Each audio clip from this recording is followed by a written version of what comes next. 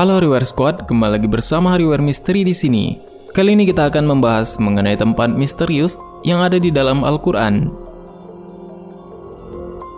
Menurut Al-Quran dan beberapa hadis Rasulullah, ada tempat misterius di bumi ini yang belum ditemukan keberadaannya.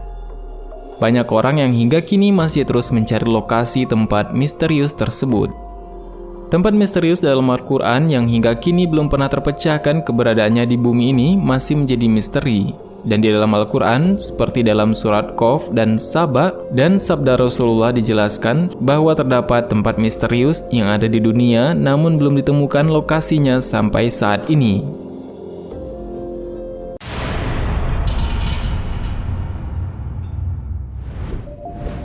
Telaga Ainul Hayat. Menurut beberapa ahli tafsir, Ainul Hayat merupakan sebuah air kehidupan yang bisa memperpanjang usia manusia. Barang siapa yang meminum airnya seteguk saja, maka hidupnya akan abadi. Kehidupannya juga dijamin oleh Allah Subhanahu wa Ta'ala hingga hari kiamat nanti, kecuali dia memohon kepadanya untuk dimatikan. Ada sejumlah hikayat yang mengatakan bahwa Allah Subhanahu wa Ta'ala menciptakan dunia dan menurunkan beberapa tetesan air dari surga ke dunia. Dan Telaga Ainul Hayat ini hingga kini masih menjadi misteri karena belum ditemukan lokasinya. Dan beberapa sumber juga mengatakan bahwa Dajjal pernah mandi dan meminum air tersebut sehingga ia masih tetap hidup sampai saat ini. Dan tidak hanya Dajjal, seorang nabi bernama Khidir juga dipercayai masih hidup hingga saat ini dikarenakan meminum air tersebut.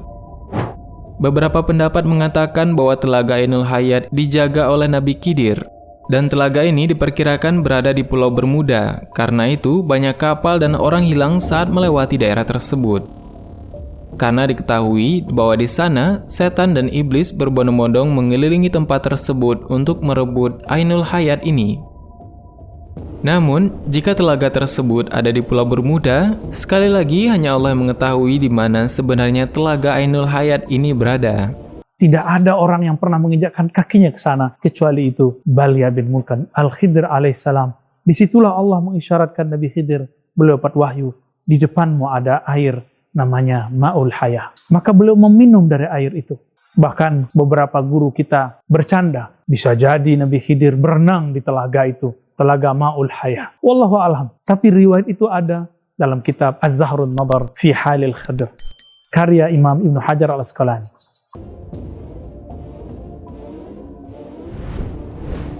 Tembok Ya'juj dan Ma'juj. Ya'juj dan Ma'juj adalah sosok yang disebut dalam Al-Quran dan keberadaannya masih menjadi misteri dan masih menjadi tanda yang akan datang saat menjelang hari kiamat. Sedangkan keberadaan Ya'juj dan Ma'juj dihalang oleh sebuah tembok yang kokoh yang dibangun oleh Raja Zulkarnain. Perihal tembok penghalang Ya'juj dan Ma'juj ini lantas masih menjadi misteri, bahkan tidak sedikit yang menyebut dan percaya bahwa tembok besar Cina diyakini sebagai penghalang dari Ya'juj dan Ma'juj yang dibuat oleh Zulkarnain. Konon kabarnya, sekitar 50 km di utara Beijing ada sebuah desa di kaki bukit bernama Badaling. Dan dari tempat ini, para turis dari berbagai belahan dunia bisa memasuki pintu gerbang menuju tembok besar Cina. Karena saking tingginya, tembok itu dikabarkan dapat dilihat dari bulan. Dan bahkan, banyak orang yang menyangka bahwa itu adalah tembok yang dibuat oleh Nabi Zulkarnain dalam surat Al-Kahfi. Namun, itu adalah sebatas teori yang mengatakan bahwa tembok Ya'juj dan Ma'juj adalah sekedar tembok Cina. Namun tidak membaca bahwa isi dari ayat tersebut adalah berisi mengenai tembok yang terbuat dari besi dan tembaga. Tentu saja itu bukan tembok besar Cina. Ini berbeda dengan penjelasan Syekh Hamdi bin Hamzah Abu Zaid Abdullah Yusuf Ali dalam tafsir The Holy Quran yang menulis di Uzbekistan, tepatnya di distrik Hisar, sekitar 240 km di sebelah tenggara Bukhara. Ada celah sempit di antara gunung-gunung batu dan letaknya di jalur utama antara Turkistan ke India. Tempat tersebut kini bernama Buzgol Kana dalam bahasa Turki. Dan dalam bahasa Arab, dari tempat ini adalah Bab Al-Hadid, yang semuanya bermakna pintu gerbang besi. Sayangnya, kini hasil foto satelit pada ordinat itu sudah tidak ditemukan lagi dan tembok atau pintu besi tersebut sudah tidak bisa dilihat pada saat sekarang.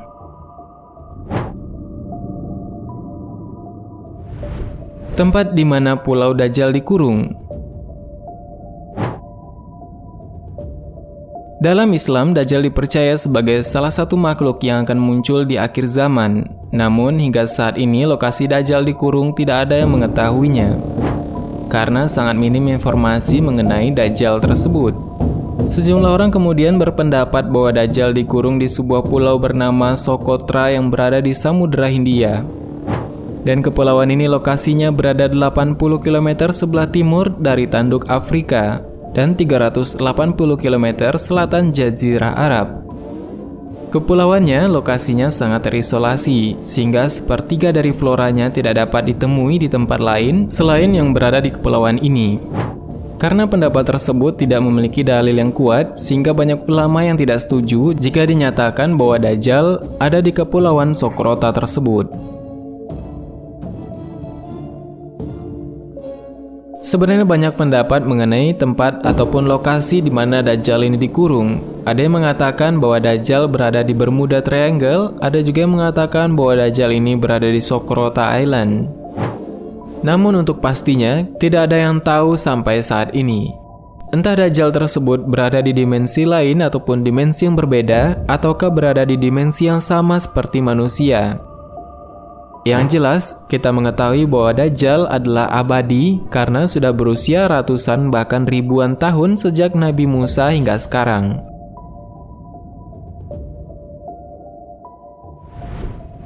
Jabal Khawf atau Gunung Khawf.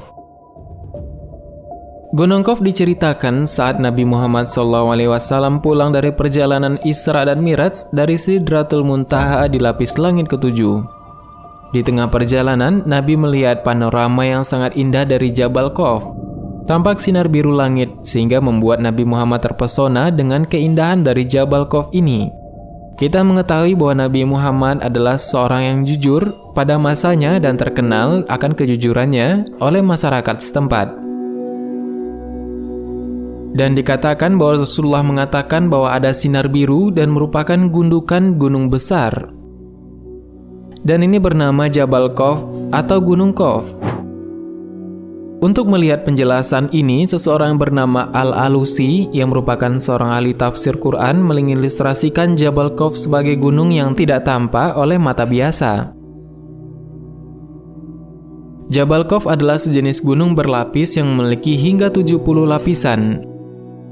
Dan dikatakan juga Ibnu Asyur mengatakan jika warna biru langit berasal dari pantulan cahaya biru dari Jabal Khawf ini.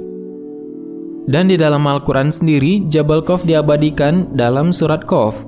Namun sampai saat ini tidak ada orang yang mengetahuinya, dan kemungkinan kita akan menganalisis mengenai keberadaan Jabal Khawf ini berdasarkan beberapa clue dan akan kita bahas pada video mendatang. Dan pada video-video sebelumnya kita juga telah membahas mengenai asal-usul Gunung Khawf dan misteri-misteri, dan beberapa mungkin sudah kita analisa lebih jauh mengenai Gunung Khawf ini. Silakan dilihat pada video sebelumnya. Sumur Barhud.